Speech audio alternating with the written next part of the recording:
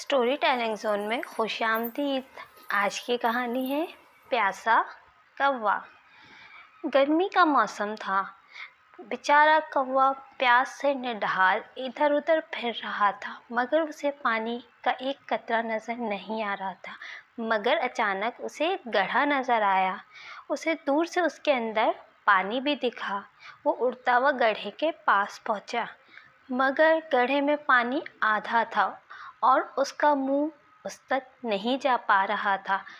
कौवा परेशान होकर सोचने लगा कि अब क्या करे। अचानक ही उसे गड्ढे के पास कंकड़ नज़र आए। उसे एकदम ख्याल आया और उसने कंकड़ जमा करके गड्ढे में भरना शुरू कर दिया। आहिस्ता आहिस्ता पानी ऊपर आने लगा। उसने और कंकड़ डाले और पानी ऊपर आता गया।